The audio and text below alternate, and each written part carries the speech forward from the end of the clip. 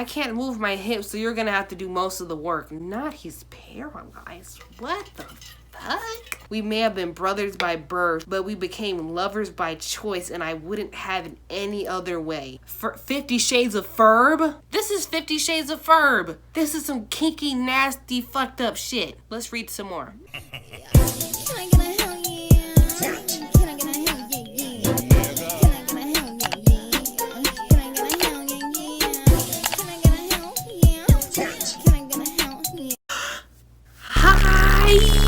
Welcome back to my channel, Hearts. It's the heart-hearting.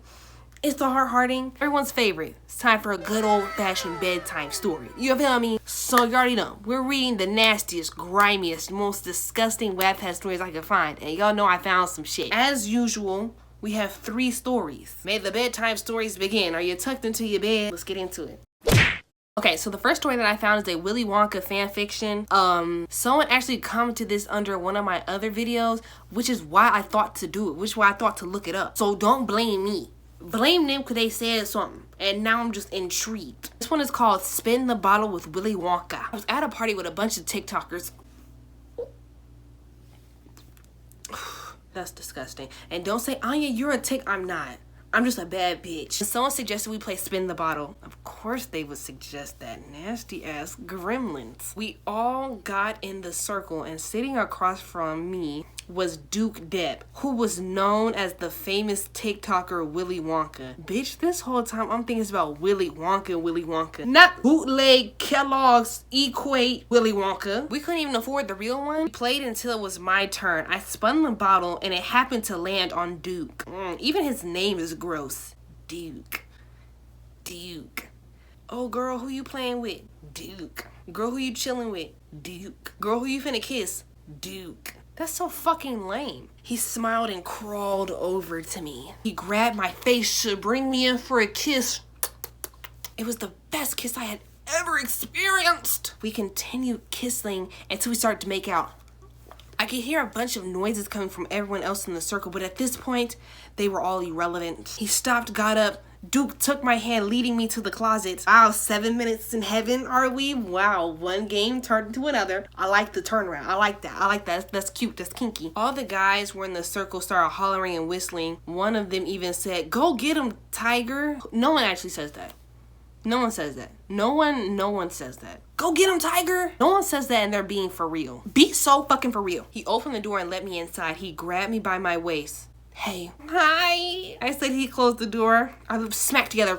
Ow. Ow. And our tongues fought for dominance. Is it like tongue tug of war? No. I declare a thumb war. I declare a tongue war. He grabbed my ass and picked me up. He picked you up like by your cheeks like this, like he went and like he lifted. He has some strong ass fingers. He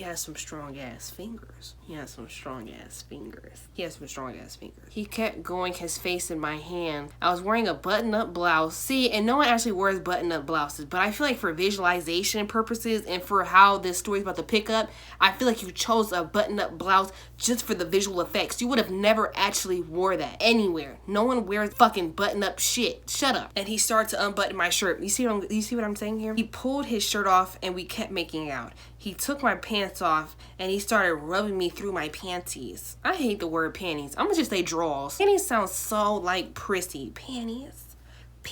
Drawers. He was rubbing me through my drawers. Y'all like that? Okay. He started rubbing me through my drawers. We continued laying down the floor of the closet. That's nasty. That's where people's shoes and stuff be, but okay. Duke took off my drawers, sticking one finger inside me, pumping it in and out. Didn't I just say he had strong ass fingers? See, I know that. See, I've read so many of these that I know will be happening. I tried to keep in my moans so people outside partying wouldn't hear. They're obviously not worried about you. They over here drinking, smoking, living life. Go get them, Tiger. They already know what's up. So why hide if they know what's going on? There's no secrecy needed. He stuck another finger in. I just couldn't keep them in. I let out several small moans, but with his free hand, he took one finger on my mouth trying to keep me quiet. First and foremost, bitch, what is this finna do? You see I'm still talking my shit? This ain't finna do shit. Wow. See, nothing. Move your stanky ass finger on my face. I mucused right on his fingers and he sucked it clean. You a nasty motherfucker. That's cool though. You taste so good, princess. No, ma'am. No, man. Aren't you supposed to be making chocolate? Chocolate in the chocolate factory. Duke. I threw myself onto him and left wet kisses along his jaw, slowly moving lower and lower. As I continued, I slowly slid off his pants. I grabbed his Peter Whacker and licked it, looking him in the eye. Oh, she's a kinky bitch. She makes eye contact. You know how kinky you have to be to look somebody in their fucking face? The level of intimacy is there. I like it. I put as much as I could in my mouth and kept going. He mucused in my mouth and I licked him clean. You're just as nasty as him. Okay, we love equal opportunity freaks. I sat on top of him so he could insert himself. Once it was in, I started riding him. And I'm gonna ride him like a rodeo. Cowgirl. Like a rodeo. We both let out soft, quiet moans, held my waist, and my hands were on his abs. Oh, so you was bound. Whatever, not too much. I went faster and faster, making him moan louder. He mucused right in me as I started to slow down. Oh, pregnancy. Little Wonka babies. Okay. I got off him and laid on his chest and we both let out a sigh. So what's your name again? He said, looking down at me. This story was disrespectful. What's your name again? Bitch, what your teeth look like on the floor again? Sir? Duke. Next fucking story. Ew. Bear with me because this one is long as fuck and I didn't really read it all the way through, but this is a Wild Kratts fan fiction, okay? Okay, we're gonna read it for the first time together. This is a long, beefy ass story. Martin's POV. I wake up to the noise of the monitor beeping every second that passes. My vision is blurry, but I notice that the room is dark, like the walls are black. That's what the fuck dark means. Duh. Martin? Hey guys, I think he's waking up. It's the sound of cookies? The sound of Coki's voice echoes through my head, and my vision clears as I see Aviva, Coki, Jimmy, and Zach surrounding me. My body aches all over, especially my back and ass. I don't want to make no assumptions. I don't want to make no assumptions. Martin, how are you doing? Do you remember anything? Aviva questions me. My body hurts, so not that good. The last thing I remember is my face goes red of embarrassment. I look around to see Chris on a chair in the far corner with his hands on his head, repeatedly tapping his foot on the ground. My body seemed to went back to its original form at least. What, bitch? Oh, because they turn the animals and shit. Okay. Judging from your face, I say that he remembers everything all too well. Zach comments with a smirk. I turn to face him and Jimmy holding hands. He leans into Jimmy's chest and they share an embrace. That's new. Wait a minute. Are we? How long have I been out? What happened? Questions come flooding out, all while my body continues to hurt. We are in Zach's ship. We didn't have the supplies in the Tortuga, so Zach let us use his med bay. You've been asleep for almost 3 full days. And from what I walked into, it looked like Chris was...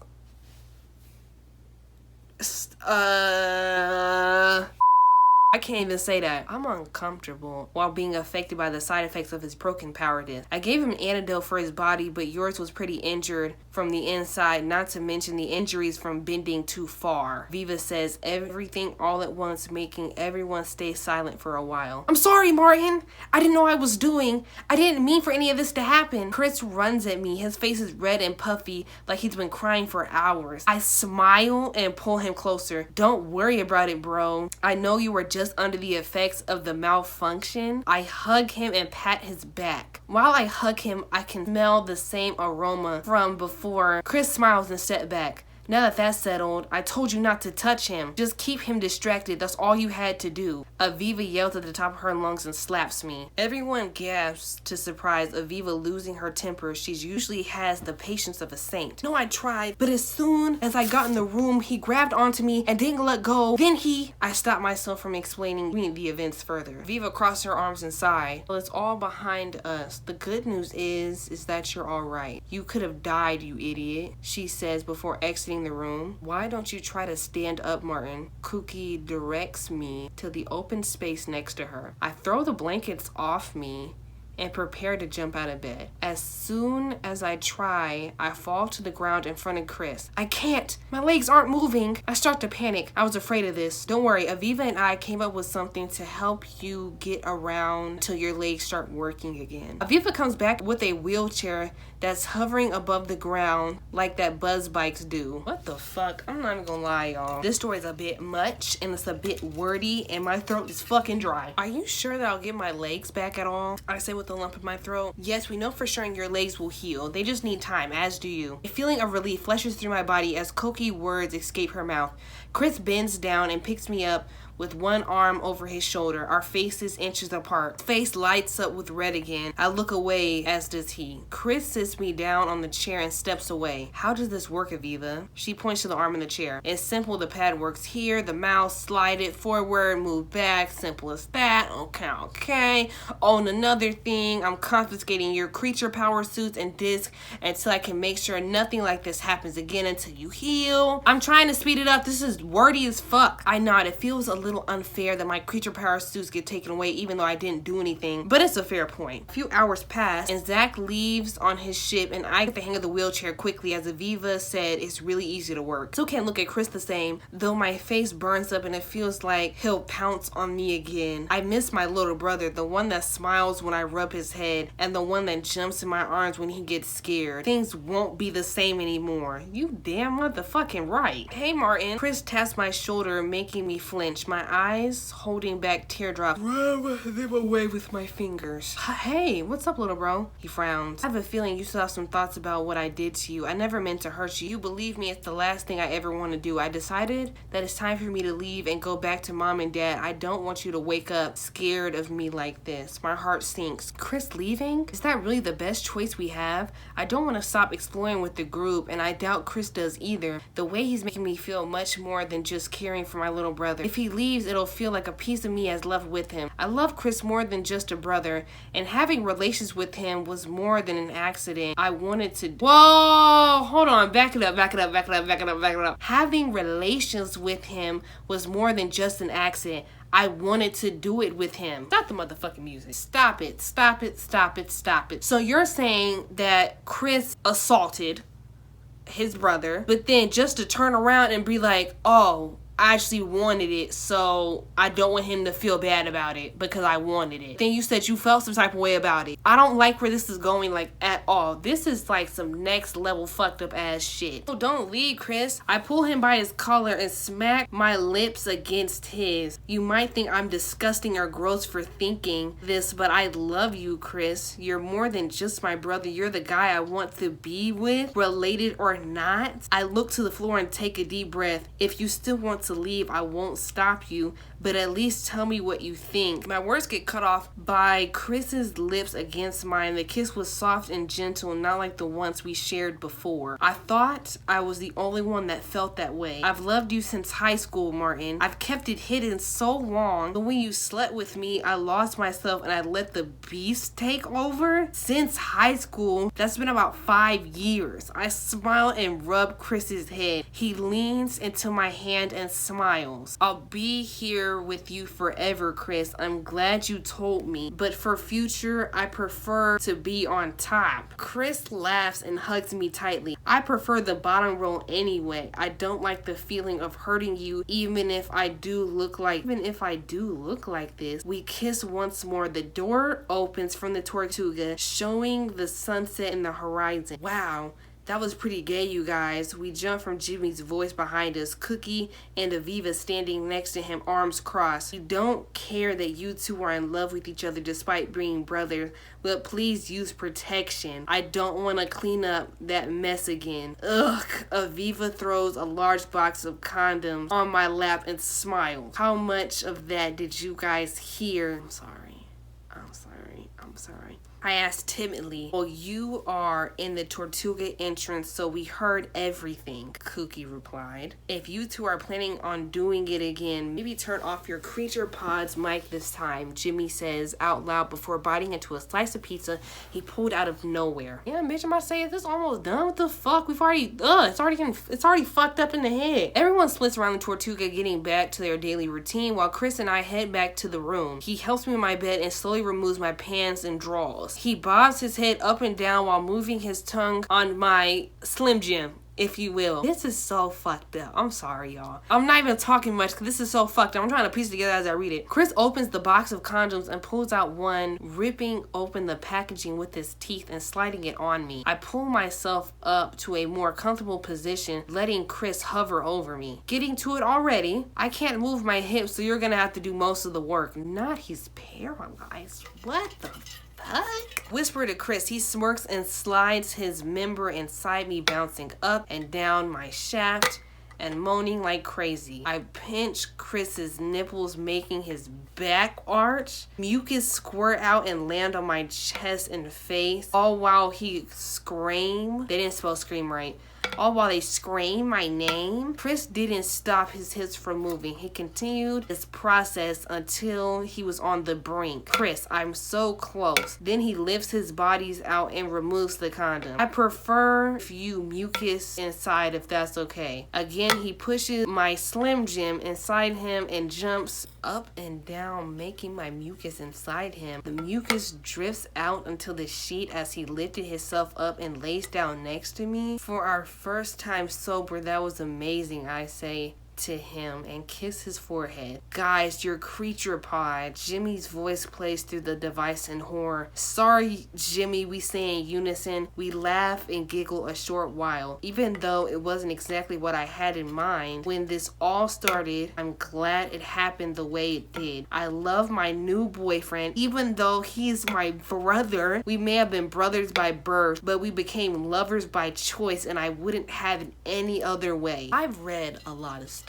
I've read a lot of fucked up stuff. A lot of it has been cringy and grimy and disgusting and just downright trifling. But this was a whole nother level of fucked up. It's just some stuff you just gotta keep in the reserves. This made my stomach quench up a little bit. Like I gotta shit and throw up at the same time. Alright, here's the last story for the evening, and is of course a Phineas and Ferb smut story. I know, I gave the incest, but in my defense, they're cartoon characters and not even real. But it be grimy. It doesn't like, shut up. You're judging me, but you're sitting here and watching me, so how much can you really judge? So we're gonna read 3 chapters, right? Because the chapters are short and they're all like one cohesive story. Okay. Chapter 1, a sexy surprise. Phineas walked inside the living room after closing the sliding glass door that led to the backyard. He turned to see Ferb laying on the couch and watching TV. Oh, hey, Ferb. So glad Candace is at Jeremy's today. We finally have the house to ourselves. Please be quiet, Phineas. I'm trying to watch Beverly Hills Chihuahua, Ferb grunted. Phineas let out a sigh of sadness. He just wanted to spend quality time with his brother for once. Bitch, like y'all didn't spend the whole show spending time together. Whatever. Not so much. All right, fine. I'll be in our room, Phineas said as he walked up the stairs with his head down. Ferb sighed in relief and continued to carefully analyze the plot of the movie. There's not much to analyze about that motherfucking movie. A few minutes went by and Phineas had been strangely quiet. The silence from upstairs was interrupted as Phineas came walking down slowly. He stood at the end of the stairs and stared at Ferb, who was still focused on the movie. Phineas seductively whispered, "Hey Ferb, I know what we're gonna do today." "What?" Ferb asked while keeping his eyes on the TV. "I bought something special and I thought you might like it," Phineas explained. Ferb grunted again and sat up in annoyance. He turned his head towards Phineas and his eyes widened greatly. Awaiting the stares revealed to be Phineas, sucking his finger teasingly and wearing a set of perfectly fitted black lace lingeries that complemented his curves like no other. Last time I checked, Phineas didn't have nobody. None. But you know, whatever makes jigulate and swigulate. Ferb was at a loss of words. Although he normally didn't talk much, it was clear to see that he truly didn't know what to say. Phineas reassured him in saying, "It's okay, sweetie. You don't have to say anything. All you need to do is sit back, relax, and enjoy what I'm about to do to you." Okay, chapter 2, Daddy Ferb. Ferb, still in shock, sat perfectly still on the couch. Phineas walked over slowly as his thighs bounced and the lingeries hugged him all around. Phineas approached Ferb and sat on his lap and wrapped his legs around Ferb's waist and teased him by very slowly unbuttoning his pants. Ferb wasn't sure if he liked it or not, but his very noticeable Slim Jim, if you catch my drift, suggested otherwise. Phineas got off from Ferb's lap and sat on his knees, pulled Ferb's pants off with his teeth, and then proceeded to do the same with his drawers. Ferb's Slim Jim rose up immediately. "It's so big, I can't wait to put it in me, Phineas whispered. He wrapped his right hand around it and stroked with ease. Inserted it in his mouth and began to suck with passion, but stopped shortly. He wasn't ready for Ferb to mucus yet. He licked the tip one last time and eased himself back into his lap. He grabbed Ferb's Slim Jim and placed it into his moochie. First and foremost, Phineas ain't got no motherfucking moochie, but that's neither here nor there. Who am I to say what's between his legs? Phineas winced as he was pretty tight and Ferb was quite large. He bounced up and down slowly. Quiet moans slipped from his lips. Ferb was finally realizing that he kind of liked the feeling of being inside Phineas. Phineas began to quickly pace his moans and got a bit louder. Ferb gripped his hands onto Phineas's ass. Again, Phineas has nobody. No ass, nothing to grab, and squeeze, causing Phineas to moan even louder. You're my little mucus sloot. I want you to do as Daddy says, Ferb commanded. Fuck no. No.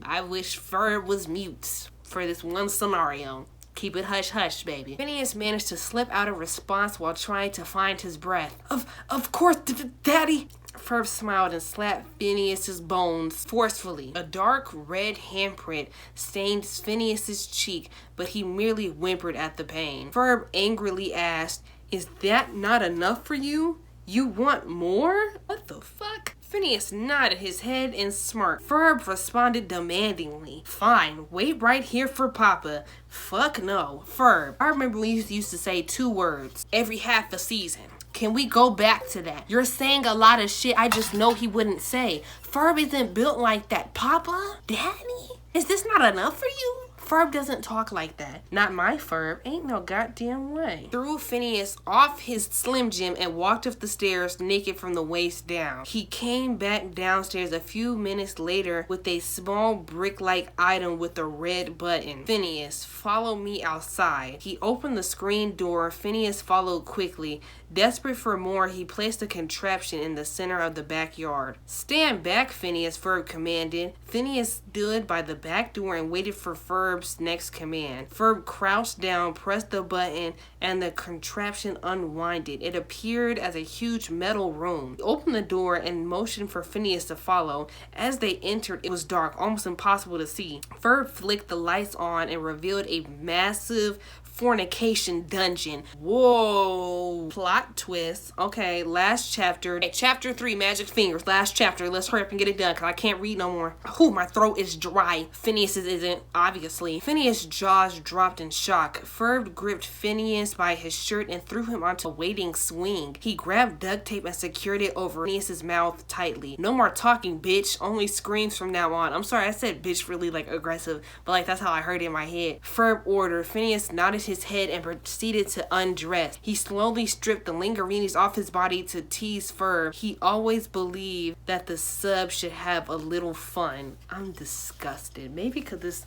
is reminding me of someone. Whatever. This made Ferb angry, so he pushed Phineas into the swing with extreme force and ripped the remaining lingeries off of Phineas's exquisite curves. Phineas spread his legs wide, inviting Ferb to enter him. Ferb wrapped his hand around Phineas's neck, slightly choking him, and sucked above his breast tenderly. Okay, so does Phineas have a woman's body? Is that what's going on here? He has titties and stuff? I'm going to hell. I just feel like God is watching and he's gonna strike me down. I'm gonna go up to heaven. I'm like, "What's up, Jesus?" And he's like, "Bitch, you're not even supposed to be down here," and flick me. He's not even gonna tell me. He's gonna flick me down to hell. Boom, just like that. Phineas whimpered, but the sounds were muffled by tape. Ferb inserted a finger into Phineas, then 2, then 3. He pushed them inside deeper with each thrust. Phineas's leg twitched as Ferb yinked him delicately and played around with his nipples with his remaining hand. Although Ferb's fingers felt nice, Phineas wanted more. He groaned to indicate his desire to Ferb. This excited Ferb since he didn't want Phineas to be prepared for his toys once he took them out. The easy yinking would leave Phineas feeling eager, and once Ferb got out his toys, Phineas would wish he had never asked for more. It's getting a little aggressive. Very 50 Shades of Grayish in here.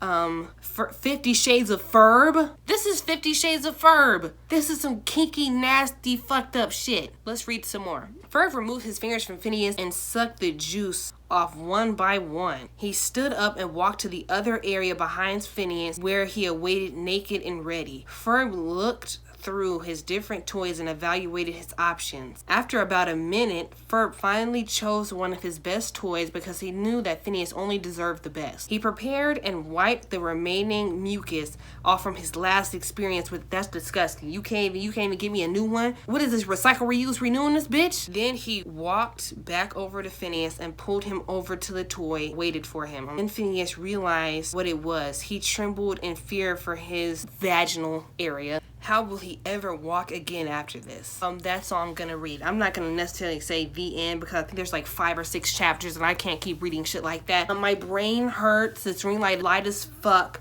I've read a lot of fucked up stuff today. And I just hope you guys enjoyed these bedtime stories. Please stop asking me to make these fucking videos. I can't take it anymore. But yeah, I'm scarred. Don't forget to create your own happiness, and I'll see you next time I decide to read extremely disturbing Wattpad stories to y'all. Bye. Ugh.